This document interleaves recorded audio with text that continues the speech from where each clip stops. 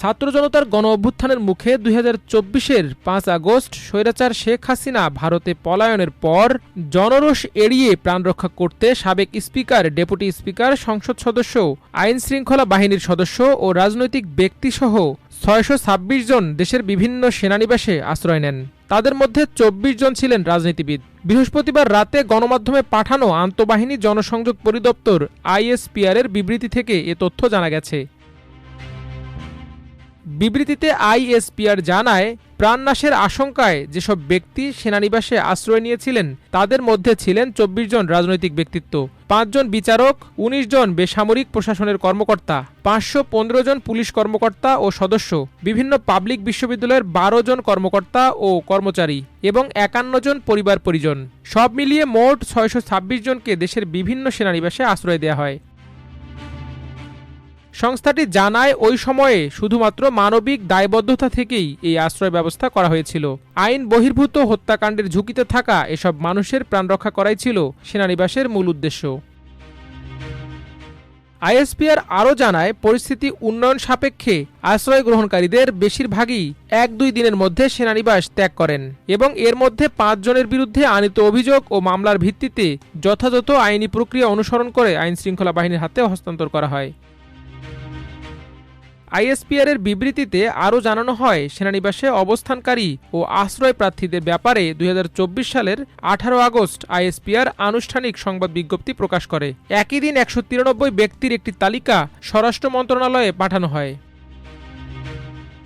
সেনানিবাসে আশ্রয়প্রাপ্ত উল্লেখযোগ্য রাজনীতিকরা হলেন জুনায়েদ আহমেদ পলক, সাবেক স্পিকার শিরিন শারমিন চৌধুরী, সাবেক ডেপুটি স্পিকার শামসুল হক টুকু, সাবেক এমপি সায়েদুল হক সুমন, নাজমা আক্তার, ছোট মনির, ইকবালুর রহিম, শাহজাহান খান। বগুড়া ৬ আসনের সাবেক এমপি রাগিবুল আহসান রিপু, বগুড়া ৪ আসনের সাবেক এমপি একেএম রেজাউল করিম তানসেন, বাগেরহাট ৪ আসনের সাবেক এমপি হাবিবুন নাহার, হবিগঞ্জ ৩ আসনের সাবেক এমপি মোহাম্মদ আবু জাহির। এছাড়াও ওই তালিকায় ছিলেন সাবেক এমপি এম এ লতিফ ও কাজী নাবিল আহমেদ, খুলনা সিটি কর্পোরেশনের তৎকালীন মেয়র তালুকদার আব্দুল খালেক, ময়মনসিংহের তৎকালীন মেয়র মোহাম্মদ ইকরামুল হক টিটু, সিলেট সিটি কর্পোরেশনের তৎকালীন মেয়র মোহাম্মদ আনোয়ারুজ্জামান চৌধুরী, বরিশাল সিটি কর্পোরেশনের councillor Ziaur Rahman Biplob, ward councillor S M Rafiq Uddin Ahmed, ward councillor S M Faisal Ahmed Rana. ওই তালিকায় আরও ছিলেন মিঠামইন উপজেলার তৎকালীন চেয়ারম্যান শরীফ কামাল, মাদারগঞ্জ ইউনিয়ন পরিষদের তৎকালীন চেয়ারম্যান মোহাম্মদ মাহবুব আলম, এমপির PS2 সুজন সাত্তার ও বগুড়ার তৎকালীন এসপি জাকির হাসান, যিনি প্রশাসনিক পদে থেকেও রাজনৈতিকভাবে সংশ্লিষ্ট হিসেবে তালিকাভুক্ত। এই ২৪ রাজনীতিবিদের মধ্যে জুনায়েদ আহমেদ পলক, শামসুল হক টুকু, সাইদুল হক সুমন, ছোট মনির ও শাহজাহান খান এখন কারাগারে আছেন। হবিগঞ্জ ৩ আসনের সাবেক এমপি মোহাম্মদ আবু জহির দেশ ছেড়ে পালিয়ে গেছেন। সিসিকের সাবেক মেয়র মোহাম্মদ আনোয়ারুজ্জামান চৌধুরী লন্ডনে পলাতক জীবনযাপন করছেন।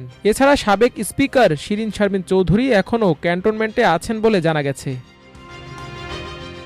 মাল্টিমিডিয়া ডেস্ক, আমার দেশ।